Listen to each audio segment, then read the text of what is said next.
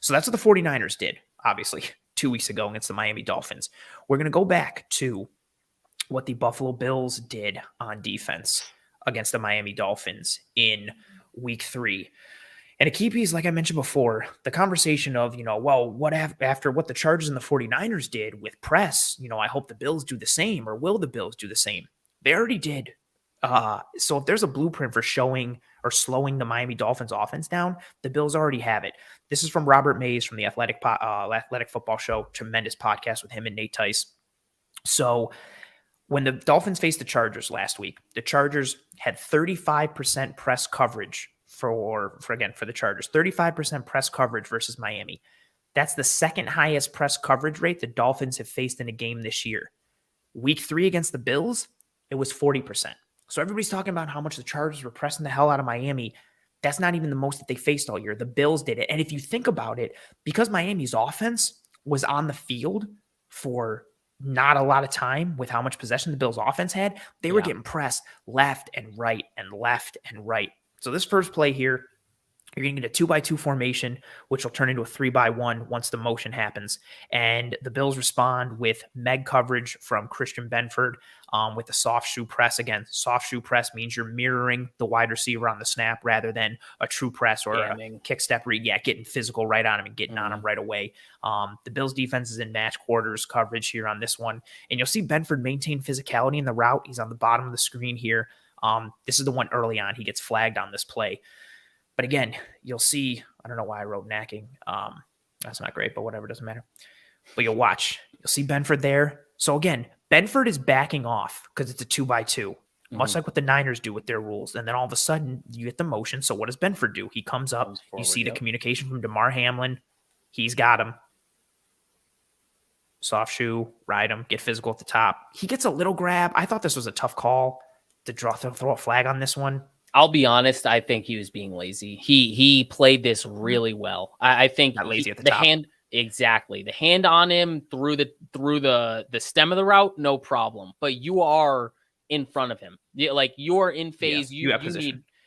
You did a great job through the entire stem of this route. You just don't have to grab once he breaks it off at the top. No. I think this was great coverage. Just a little detail where he got lazy and didn't trust his feet. And then if you even look at the top here, Taron Johnson coming in motion. Your boy Taron Johnson right here. He's using a catch technique. So he's not getting physical at the line, but you'll see him get physical mid-route, get hands-on. So again, the Bills were physical. They either pressed the line or they pressed mid-route. And this is week 3.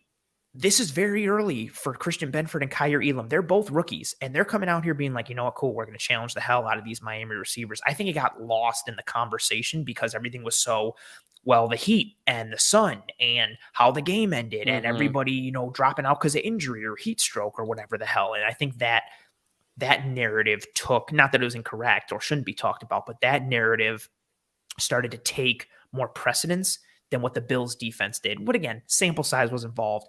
Maybe if Miami had more possession, they throw all over the Bills or run them out of the gym. Who knows, potentially. But I got one thing to add on this. No. Top of the screen gets me every time. Top of the screen, Elam here. This was kind of one of the criticisms we had on him early in the season, kind of just giving too much space on these routes, too much cushion. And specifically, that's not my issue with this play, but I think a point to drive home is how important hip discipline is against the Dolphins, because if you show your hips as a defensive back too early, they will make you pay and they will break it off to the other side. They also say hips don't lie. They do. They have said that before. Just one person says that. But you can see here he's aggressively hips turn to the inside and he's going to have to speed turn to make a play on this out route or corner route, whatever it is. But it is open because of the combination of cushion that he gives the wide receiver and the fact that his hips are faced to the inside of the field and it's an outbreaking route. And this is kind of to that point of, I don't know if these are locked routes for the Dolphins. And I know they have a lot of options off that wheel seam flat action that they have.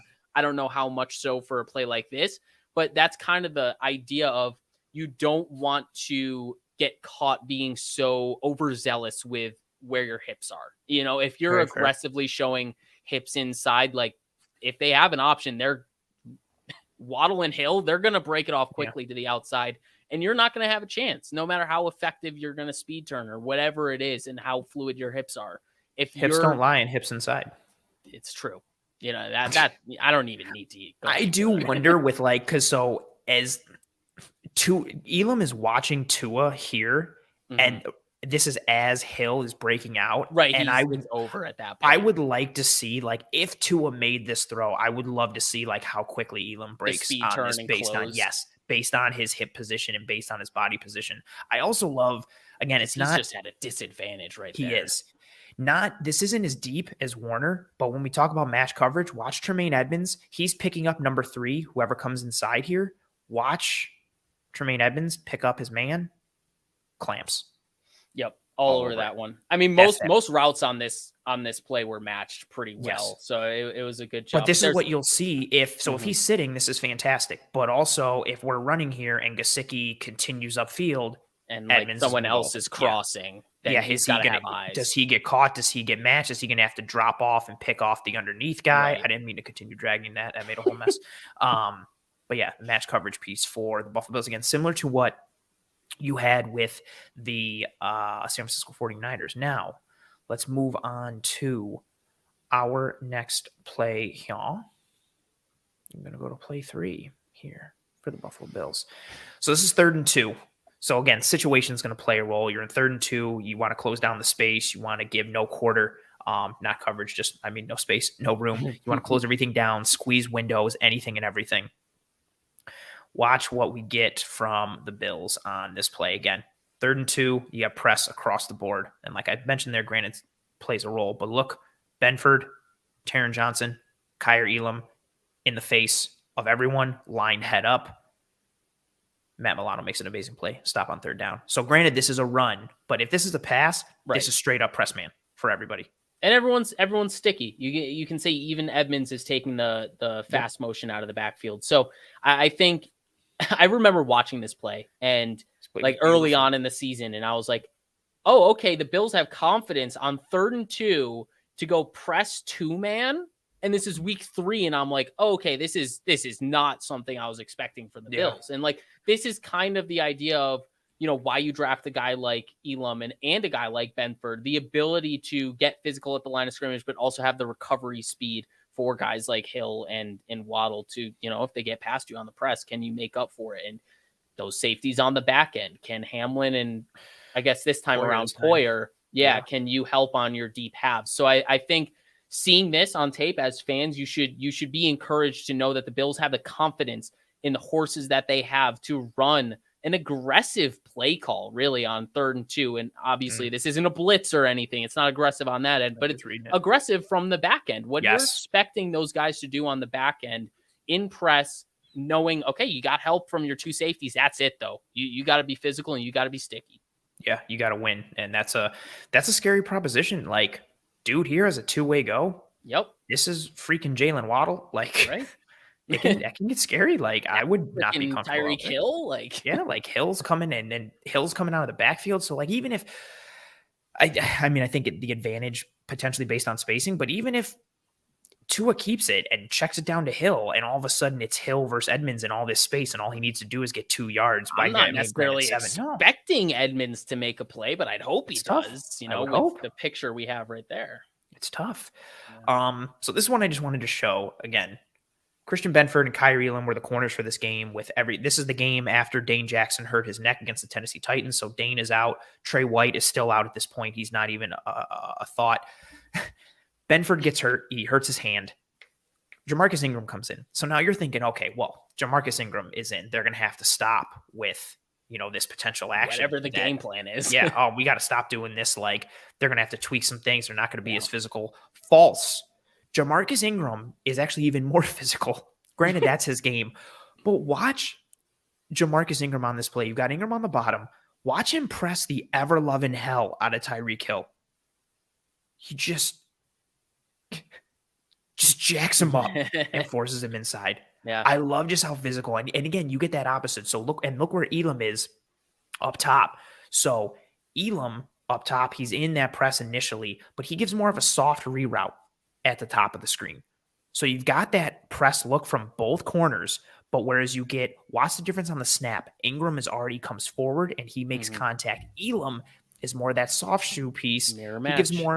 gives more of a subtle reroute, pushes his man inside, and then is following for coverage pieces, sees the over coming. This is the hit where Milano pushes Tua late, and then Tua gets the concussion. That was a back injury, I guess. But I was making a joke, and I guess no one got it because you didn't laugh. That's cool. Whatever. I'm alone. Doesn't matter. Hips don't lie. Should have done the show by myself. That was a fast escalation. I was saying just super dark. No one cares about me. But again, like I think that goes to the game plan piece. This is why I wanted to show it. Like you're already in there with 2 rookie corners who are down on the depth chart. Now you've got a guy who you never thought was going to see snaps, and he's lined up on Tyreek Hill, and you're still like, no, just go jam him. Get in press and actually jam him. No, don't press and bail. Like jam him. Boom. Like physical. And on the other side, you got Kyrie Elam, being more of a soft piece. I also love this. Watch Taron Johnson. Taron Johnson drops on this play. So this is cover 2.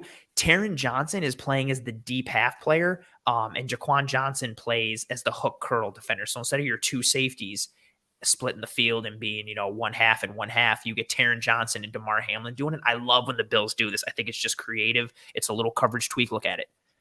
Ooh, pretty. What would you call something like that? I still call it cover 2. Oh, no. I was hoping you would say disguise coverage. I tried to tee you up. I tried to tee you up, man. I thought you asked a serious question. Like, what cover is that? I think it's cover 2. I was trying to be serious about it. That's on me. We're not hitting with our jokes right now. No, I didn't facilitate that well. That's on me. I will say, not a schematic piece towards game planning, but an encouraging piece that Bills fans should hang their hat on relative to Leslie Frazier. A play like this and how they disguise this coverage, bringing a guy like Jaquan Johnson down to the second level to play a hook curl zone versus a deep half, and bring Tehran to play a deep half. Like, that's how you play to your personnel and the strength of those individual players that you have. So good call. I think that's a very encouraging piece for, people that haven't necessarily picked up on little tidbits like that. Like, that's a little thing that should give you some encouragement on what we have with this coaching staff. Like, that is truly getting the most out of your players, both disguising coverages schematically, but also putting your players in positions that they're most likely to succeed. Yeah, set your players up for success. I think that's very, very, very, very well said. Now, this last play that we're going to show here, keep in mind for this one, this is something, again, Miami loves to do. We're going to get some leverage with speed. We're going to get a clear out on the first post, and then we're going to get opportunity for Tyreek Hill to come in behind out of that coverage that's cleared out.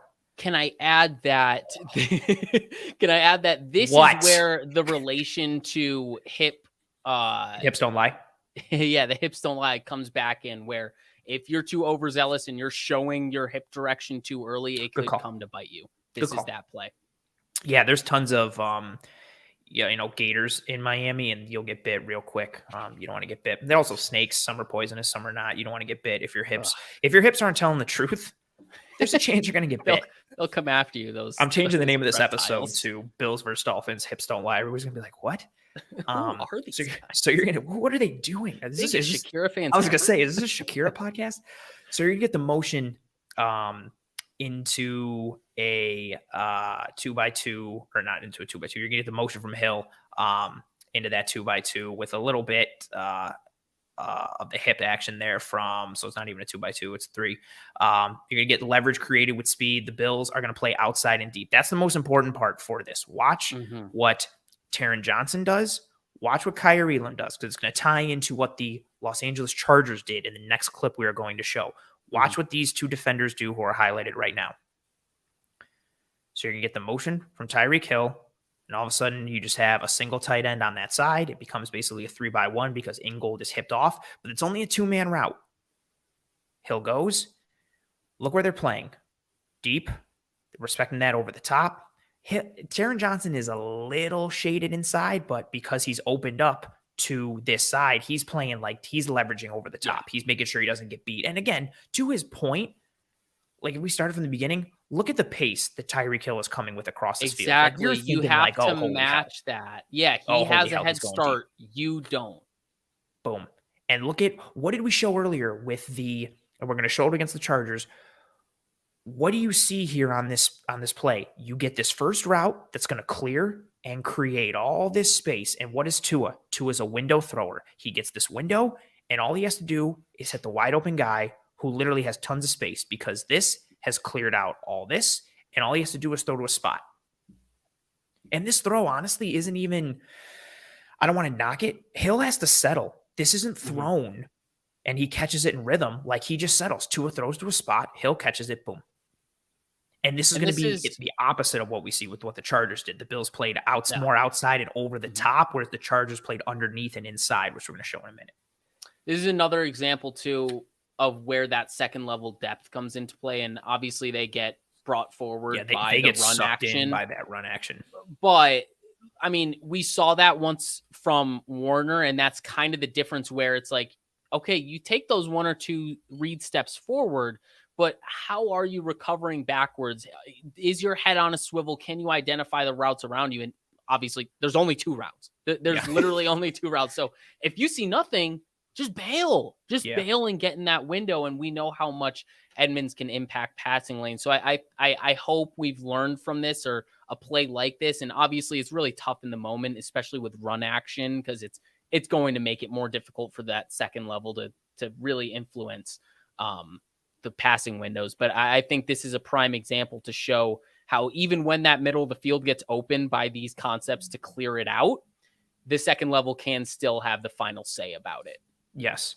And everything, again, is all clear outs for this team. So if we look, this ends up being basically like two posts, or kind of a post and an in-breaker, depending on how you're viewing Hill's route. But what this could also be, this could just be a dagger concept where you're going to get a vertical from him, and Hill's going to come this way, and then he's going to run in behind. Everything that they have is based on, let's use this speed, let's threaten defenses for it, let's make them go, oh crap, and then you run somebody in behind it somehow, or into that space where there's all this oodles and oodles of opportunity because you've cleared out this coverage, which is, again, what happens on this play. Elam goes with his man, the safety goes with him, Hill turns Johnson inside out because Johnson, again, has to honor, he's going vertical, crap. Boom. And the underneath coverage gets sucked in. Now, let's compare that to what the Los Angeles Chargers did